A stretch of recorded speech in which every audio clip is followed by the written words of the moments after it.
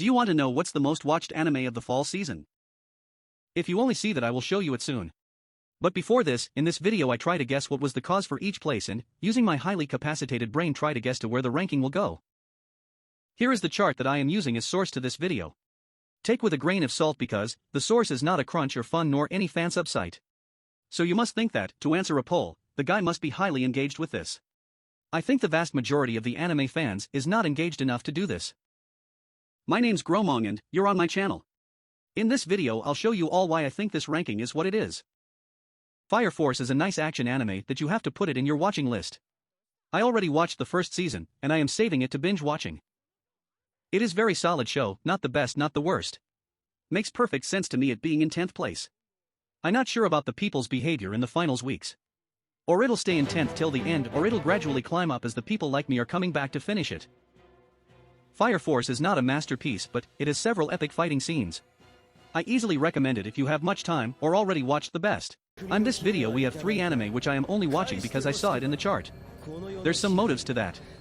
One is my limited time to spend with anime. Other is that I just avoid some tags. Sleepy Princess in Demon Castle is the first one. Although I am not really into comedy anime, Sleepy Princess got me in a way never before seen. It is one of these anime that only are not being watched because people don't found it yet. It is not for nothing that Sleepy Princess jumped so high up. And I think that it'll continues to climb to the top, and I hope this video helps with this. Though I am not sure if I'll keep watching it. Like I said before, little time remaining to watch anime in my schedule. Sleepy Princess is a light anime with no big plot behind. It is just fun to watch. I saw some people saying that it is a good anime to watch right before, and I tried it and definitely recommend it to you all. The problem with the Irregular at Magic School sequel is something that I forgot to say in Fire Force's part. The problem is the sequel thing. It is not everyone that get updated about the sequel, and rarely someone begins watching it from the scratch just to watch the sequel. However, the first season got released so long ago that I think the sequel is on a very good spot. Danmachi is releasing much more frequently than it and, nevertheless, is out the top 10. I think as soon as the Irregular at Magic School get released in Netflix, it can begin its climb up. After all, the vast majority of the people I know watch it from there. The plot can get better too, but I don't think it is very possible nor wanted.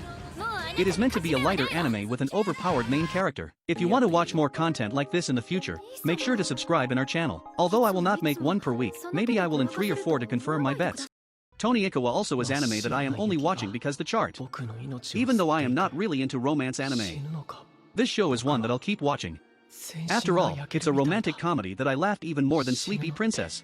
Tonikawa, Over the Moon for You is the only romance anime in this chart. Something that I think weird. I was sure it was a thing.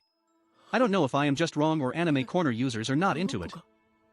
Tony Ikawa is a worthwhile anime. Even if you aren't into romance anime like myself. Only to you to know how much anime I ever watched, I can count it in one hand. If I only had 3 fingers on it. I recommend it is worth to watch the beginning at least. In case you are thinking why I never speak about the OP or the ED. It's because I skip them. Don't stone me. That is one of 3 anime that I am only watching because I saw in this chart. All the tags used to describe it drove me far away from it.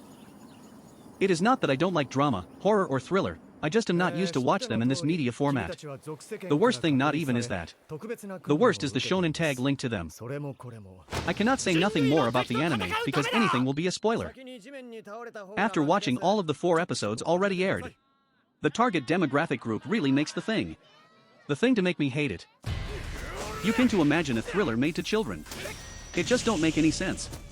I don't like to speculate, but the not so high score will drop a little, using the sources based to that. The fact that talentless Nana is being so associated with Among Us don't help it out. The psychological thing is also a really bad joke. I will not say that people will leave this anime out there's watching list. But talentless Nana will be forgotten very fast. Maybe even before this season ends. Moriarty the Patriot is strange case in this list. Although it shares the so famous universe of Sherlock Holmes, except by a good twist. Here we follow the Sherlock's main antagonist, Moriarty. Though all this looks promising, Moriarty the Patriot don't got much attention. Maybe why it don't pop out the Sherlock bubble, or it don't even got there in first place. Even though I saying Sherlock Holmes over and over. Obviously, Moriarty is not a crime investigator. Actually, Moriarty is a crime consultant. It's funny to think till I saw the chart I was not planning to watch the 3rd episode.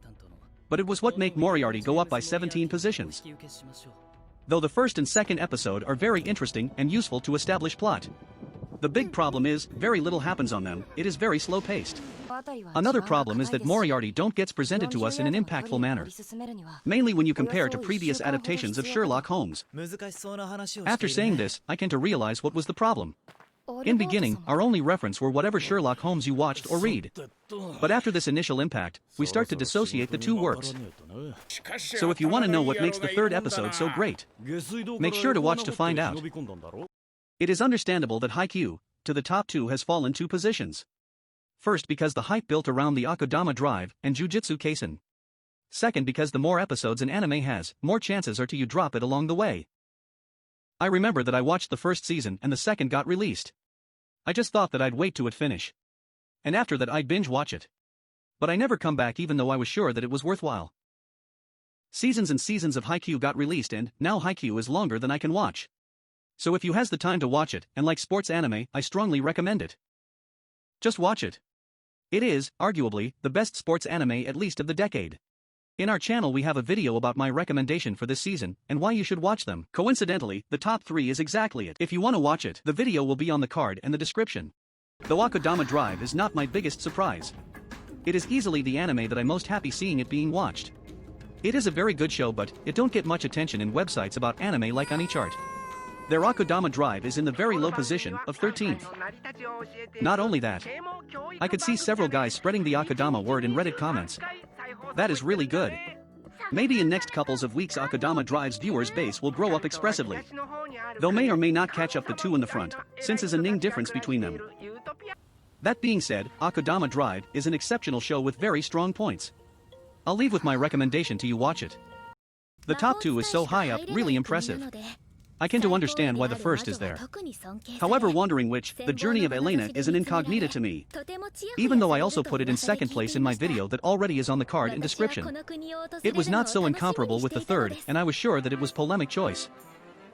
But now I can see that I not only was terribly mistaken, Wandering Witch was the most watched anime till this week when Jujutsu Kaisen stole it. I know, Wandering Witch is pretty good but it has some glaring flaws that if you don't watch it in a good day you don't even goes through the third episode. It is interesting to note, the very first really good episode was the one that brought it down. Nothing that cannot be recovered if it continues like this.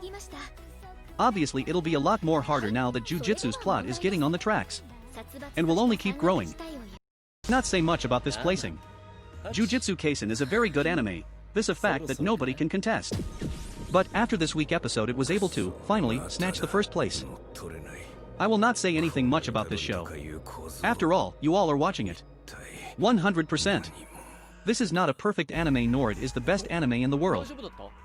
But it has a top-notch animation. And even if it don't become a classical like maybe will not do. Jujutsu Kaisen marks the MAPPA Studios as a behemoth in anime world. It is not for nothing that they are going to animate the, with a great maybe, most important anime of the year which is the last season of Attack on Titan. Besides that point, Jujutsu Kaisen delivers the exact quantity of heaviness, in my opinion is obvious. This show continues being rated to 17+. Like, there's some anime that are made just to you feel bad. Jujutsu's violence is just on point. Almost I forget something that I said in my other video. The Naruto-Kurama-like relationship looks promising and, seemingly it makes success with everyone else too. That is all folks, thanks for watching it.